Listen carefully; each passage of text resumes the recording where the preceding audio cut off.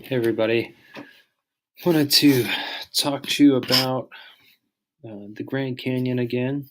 I've been continuing with my research and advocacy projects, and in this screencast, I want to talk specifically about how it is you can access the Grand Canyon by boat, what your options are, and then a little bit of how we got there. So, if you want to go do a trip down the Grand Canyon, your best option is to book a commercial trip. Those cost between, let's say, $3,000 and $5,000 approximately. Uh, your second option is to enter a lottery through the Grand Canyon's website and apply for a private permit where you run your own trip. Uh, this lottery has about a 95% failure rate, so only 5% of the people who apply for permits win. And in this spreadsheet, you can see the applicants by year for the main lottery, the number of permits available, and you can see it graphically here. And this goes for the last since 2008, when this system changed over from a wait list. So one of the questions I had after analyzing this data was, why such an unequal system? Why did the park have a system where one group has no barrier to entry and another one has a significant barrier to entry? Why are they so unequal? And I asked the park why it was. I sent them an email. I asked them why specifically the commercial user group doesn't have to enter the lottery, and they said, well, that's what was decided in the Colorado River Management Plan.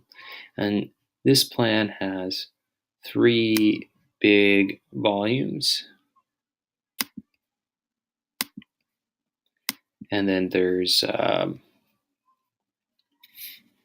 links to these are all on the Grand Canyon's website. You can just find them by Googling them. But in them you find everything they considered. And so what I looked for in these documents was any record of people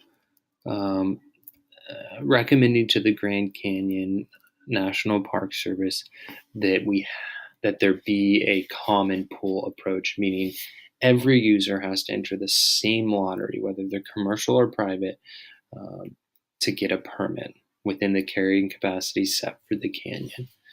And it looked like there was. That term they used for this option was common pool. So if you search pool,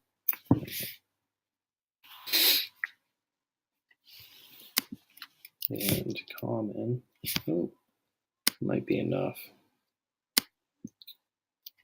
and go through these entries, we can see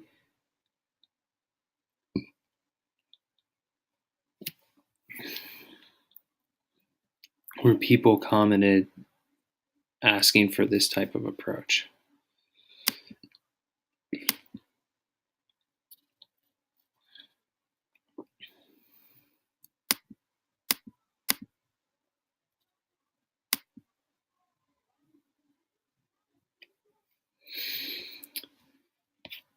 And through that, we find some interesting things.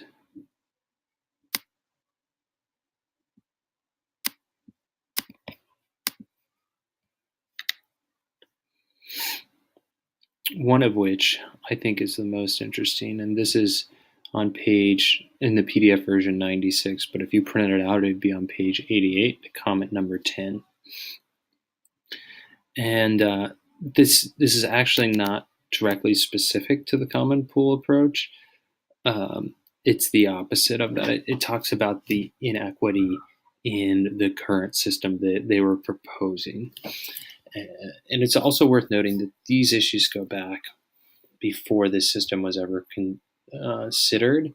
They go back to the 1950s, where the private river trip companies worked with the park to get better access and the majority of access. They've never had to go through the same hurdles as the private user groups. And when the first management system, one of the first significant management systems for the private user group came about in 1972, the waitlist system.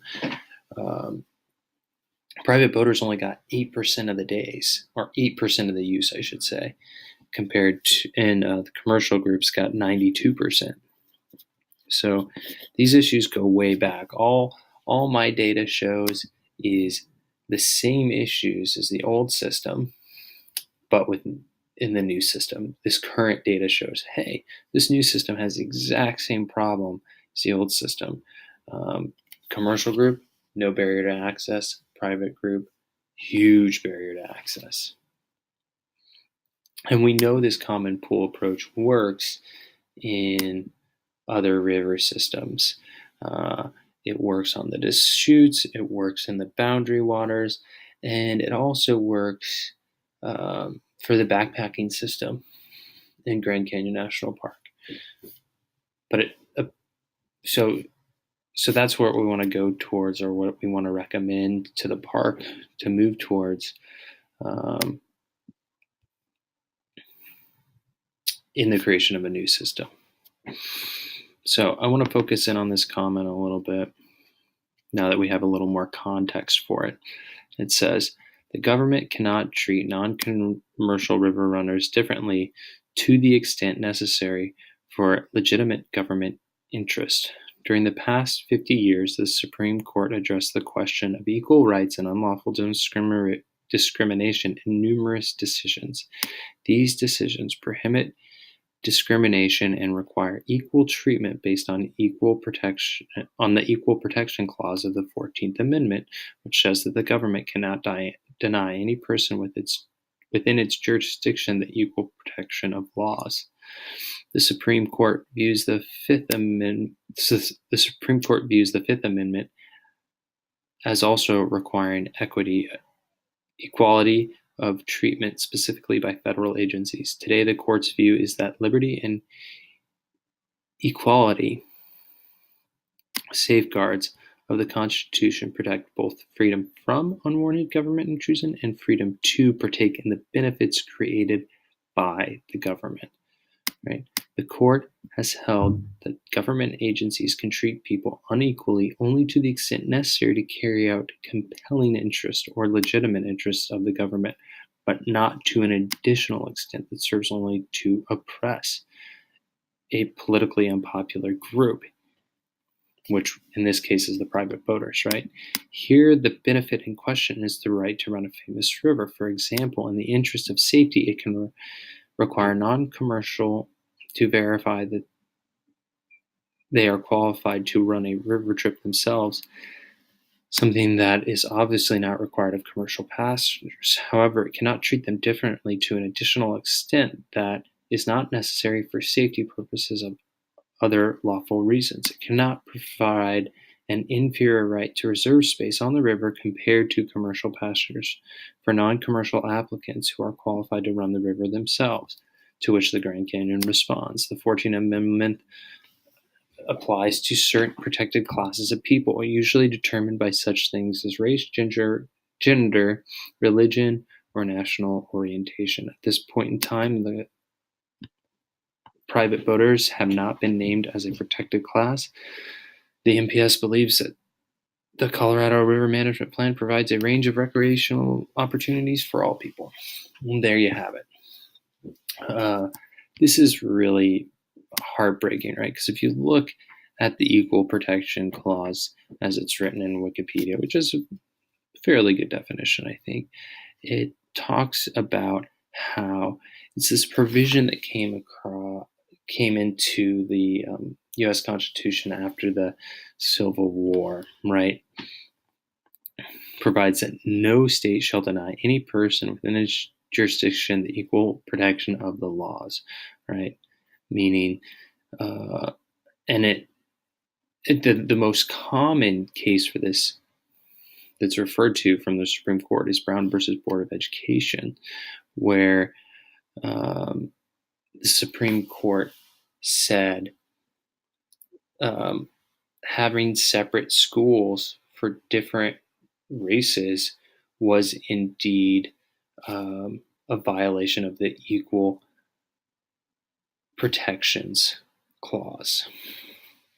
And so, what there is legal precedence for this, just not in a national park good. So, so that's it. That's the big idea there. If you're someone who's going to apply for the 2018 Maine lottery, and you're most likely going to lose, and if you say you do lose, but maybe even you win, and you just see this and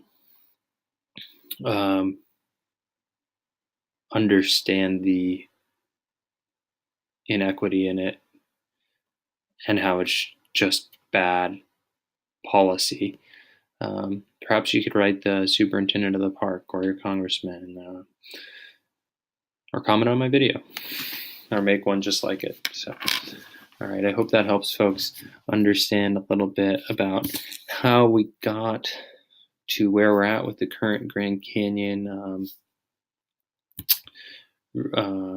river management plan and what it means for commercial boaters, and also, the basics of how you can do a river trip yourself. Again, the easiest way, do a commercial trip.